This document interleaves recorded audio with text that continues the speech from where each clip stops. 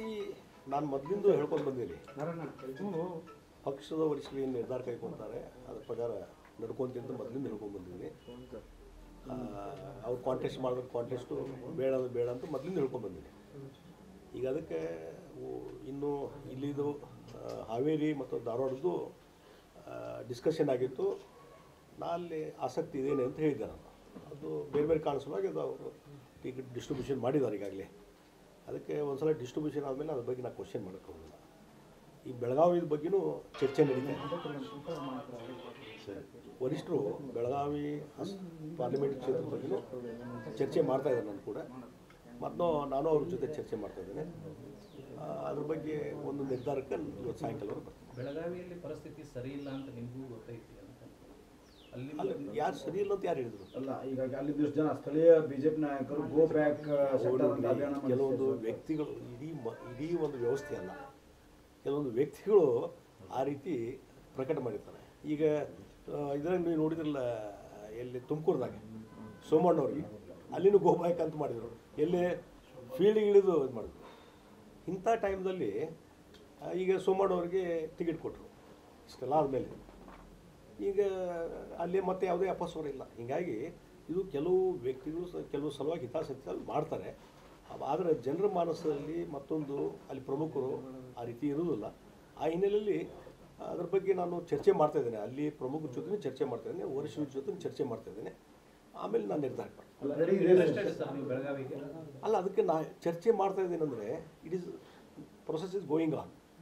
ಆ ಹಿನ್ನೆಲೆಯಲ್ಲಿ ಚರ್ಚೆ ಮಾಡ್ಕೊಂಡು ನಿರ್ಧಾರಕ್ಕೆ ಬಂದು ನಿಲ್ಲು ಅಂದರೆ ಹೈಕಮಾಂಡ್ ಸೂಚನೆ ಬಂದ ನಾನು ಹೇಳಿದಿಲ್ಲ. ಯಾವಾಗಲೂ ನಂದು ಒಂದೇ ಒಂದು ಹೈಕಮಾಂಡ್ದವರು ಇಂಥ ಕ್ಷೇತ್ರಕ್ಕೆ ನಿಲ್ಲಬೇಕು ಅಂತ ಹೇಳಿದ್ರೆ ನಾನು ಡೆಫಿನೆಟ್ ನಿಲ್ತೇನೆ ಅಂತ ಮೊದಲಿಂದ ಹೇಳೀನಿ, ಇವತ್ತು ಹೇಳ್ತೀನಿ. ಅಲ್ಲ, ಗರ್ ವಾಪಸಿ ಮಾಡಿ ಬಲಿಪಶು ಮಾಡಿದ್ರೆ ಶೆಟ್ಟರ್ ಅವ್ರನ್ನ ಇಲ್ಲ ನೋಡ್ರಿ, ಈಗ ಯಾವುದನ್ನು ನೀವು ಅಂತಿಮ ತೀರ್ಮಾನಕ್ಕೆ ಬರಕ್ಕೆ ಹೋಗಬೇಡಿ.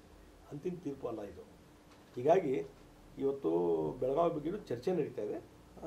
ವಿಲ್ ಡಿಸ್ಕಸ್ ಇಟ್, ಒಂದು ಡಿಸಿಷನ್ ಬರ್ತೀವಿ. ನೀವು ಬೆಳಗಾವಿಗೆ ಅಕಸ್ಮಾತ್ತಾಗಿ ಹೋದ್ರೆ ಸ್ಥಳೀಯ ರಾಜಕಾರಣದಿಂದ ವಿನೂತರಾಗಲ್ಲ ನೋಡ್ರಿ. ಒಂದು ನಾನು ಹೇಳ್ತೀನಿ, ಇವತ್ತು ಇಲ್ಲೇ ಸ್ಥಳೀಯವಾಗಿ ಜನರ ಜೊತೆ ಒಡನಾಟ ಇದ್ದೇ ಇರ್ತದೆ, ಕಾರ್ಯಕರ್ತರ ಜೊತೆ ಒಡನಾಟ ಇರ್ತದೆ.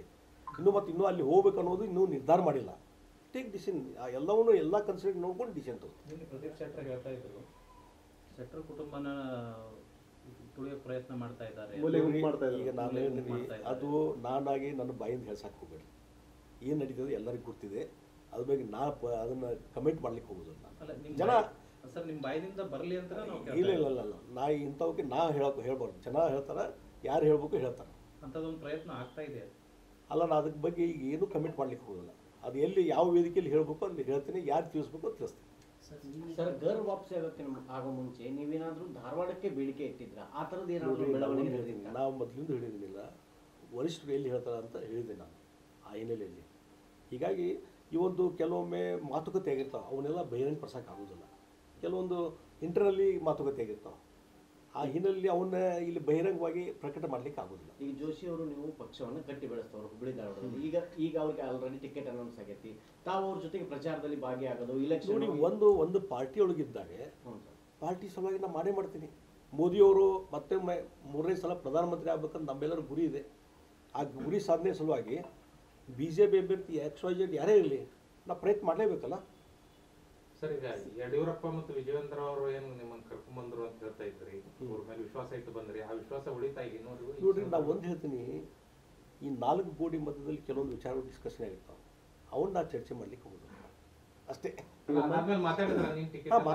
ಮಾತಾಡಿದ್ರೆ ಯಡಿಯೂರಪ್ಪರು ಮಾತಾಡಿದ್ದಾರೆ, ವಿಜಯೇಂದ್ರ ಅದನ್ನ ಹೇಳಕ್ಕೆ ಬರುದಿಲ್ಲ ಅಂತವೆಲ್ಲ. ಅವರು ನೀವೇನು ಮಾತಾಡಿದಿರಿ ಅಂತ ನಾ ಏನು ಹೇಳ್ಬೇಕು? ನಿಮ್ಮ ಎಕ್ಸ್ಪ್ರೆಷನ್ ಹೇಳ್ತಾ ಇದಾವೆ ಸರ್, ಬಹಳಷ್ಟು ಡಿಪ್ರೆಷನ್ ಆಗಿದ್ರಿ, ದುಃಖದಲ್ಲಿ ಇದ್ರಿ. ರಾಯಚೂರು ಕಾರ್ಯಕ್ರಮ ಫುಲ್ ಡೇ ರಾಯಚೂರು ಕಾರ್ಯಕ್ರಮ ಅವ್ರು ಏನಾಗಿದೆ ನೋಡ್ರಿ, ಇಲ್ಲೇ ವೆಲ್ ವಿಶಸ್ಸು ಮತ್ತು ಈಗ ಫರ್ದರ್ದು ಡಿಸ್ಕಷನ್ ಇರ್ತದೆ. ಅವಾಗ ಏನಾಗುತ್ತೆ, ನಾ ಫುಲ್ ಡೇ ಅಲ್ಲಿ ಬಿಜಿ ಆಗಿಬಿಟ್ರೆ ಫರ್ದರ್ ಡಿಸ್ಕಷನ್ ಮಾಡಲಿಕ್ಕೆ ಡಿಸ್ಟರ್ಬೆನ್ಸ್ ಆಗ್ತದೆ. ಆ ಹಿನ್ನೆಲೆಯಲ್ಲಿ ಅಲ್ಲಿ ಯಾರು ಸಂಘಟನೆ ಮತ್ತು ನಮ್ಮ ಅಧ್ಯಕ್ಷರಿಗೆ ಮತ್ತು ಈ ಸಂಘಟನಾ ಕಾರ್ಯದರ್ಶಿ ಅವರಿಗೆ ಹೇಳಿ ನಾ ಬಂದಿದ್ದೆ. ವಿಧಾನಸಭೆ ಎಲೆಕ್ಷನ್ ಗಿಂತ ಬಿಫೋರ್ ಹ್ಯುಮಿಲೇಷನ್ ಆಗಿತ್ತು. ಮತ್ತಂತ ವಾತಾವರಣ ಸೃಷ್ಟಿ ಮಾಡೋದಕ್ಕೆ ನಿಮ್ಮ ವಿರೋಧಿಗಳು ಬಿಜೆಪಿಯಲ್ಲಿ ಇರುವಂತ ಪ್ರಯತ್ನ ಮಾಡ್ತಾ ಇದ್ದಾರೆ. ನೋಡ್ರಿ, ನಾನು ಈಗ ಅದ್ರ ಬಗ್ಗೆ ಏನೂ ಚರ್ಚೆ ಮಾಡೋಲ್ಲ. ಒಂದು ಅಂತಿಮವಾದಂಥ ಒಂದು ಹಂತಕ್ಕೆ ಬಂದ ಮೇಲೆ ಅದ್ರ ಬಗ್ಗೆ ಮಾತಾಡ್ತೀನಿ ನಾನು, ಈಗೇನು ಮಾತಾಡ್ತೀನಿ. ಈಗ ಮೊನ್ನೆ DK ಅವರು ಹುಬ್ಳಿಗೆ ಭೇಟಿ ಕೊಡೋ ಸಂದರ್ಭ 1 ತಿಂಗಳ ನಂತರ ಶೆಟ್ಟರ್ ಅವರು ಪಶ್ಚಾತ್ತಾಪ ಪಡ್ತಾರ ಅಂತ ಹೇಳಿದ್ರು. ಆ ಪಶ್ಚಾತ್ತಾಪದ ಏನು ನೋಡ್ರಿ, ನಾ ಹೇಳ್ತೀನಿ, ನಾನು ಯಾವಾಗಲೂ ಹೇಳಿದ್ದೀನಿ, ಇಲ್ಲಿಂದ ಅಲ್ಲಿ ಹೋದಾಗ ನಾವು ಪಶ್ಚಾತ್ತಾಪ ಪಟ್ಟಿಲ್ಲ, ಅಲ್ಲಿ ಇಲ್ಲಿ ಬಂದಾಗ ಪಶ್ಚಾತ್ತಾಪ ಪಟ್ಟಿಲ್ಲ, ಮುಂದೂ ಯಾವಾಗ ಪಶ್ಚಾತ್ತಾಪ ಪಡುವಂಥ ಪರಿಸ್ಥಿತಿ ಬರೋದಿಲ್ಲ. ಬೇರೆಯವರಿಗೆ ಪಶ್ಚಾತ್ತಾಪ ಮಾಡಿಸ್ತೀನಿ ಹೊರತು ನನಗೆ ಯಾರು ಪಶ್ಚಾತ್ತಾಪ ಮಾಡಿಸೋದಿಲ್ಲ. ಇಷ್ಟ ಹೇಳ್ತೀನಿ. ಶೆಟ್ಟರ್ ಮುಗಿಸೋಕೆ ಯಾರಿಂದನೂ ಸಾಧ್ಯ ಇಲ್ಲ. ಎಷ್ಟು ಸಲ ಹೇಳ್ಬೇಕು? ಈಶ್ವರನ ಪರಿಸ್ಥಿತಿ ಈಶ್ವರಪ್ಪ ಅವರು ಯಡಿಯೂರಪ್ಪ ಅವರ ವಿರುದ್ಧ ನೋಡಪ್ಪ, ಅದಕ್ಕೆ ಅವ್ರಿಗೆ ಕೇಳಬೇಕು ಈ ಕ್ವಶನ್. ಅದ್ರ ಬಗ್ಗೆ ನಾಯಕ ಕಮಿಟ್ ಮಾಡಲಿ. ಸರಿ, ನೀವು ವಿಧಾನಸಭಾ ಚುನಾವಣೆಯಲ್ಲಿ ಅನುಭವಿಸಿದಂತಹ ಪರಿಸ್ಥಿತಿ ಈಶ್ವರಪ್ಪನವರಿಗೆ ಮತ್ತೆ 2ನೇ ಸರ್ತಿ ಇದಾಗಿದೆ. ಅವಾಗ ಈಶ್ವರಪ್ಪನವರು ನಿಮಗೆ ಬೈದಿದ್ರು. ಈಗ ನೀವು ಅದಕ್ಕೆ ಕೇಳ್ರಿ ಅವ್ರಿಗೆ, ಅವ್ರು ಹೋಗಿ ಕೇಳ್ರಿ, ಅದಕ್ಕೆ ನಾವು ಉತ್ತರ ಕೊಡೋದಿಲ್ಲ.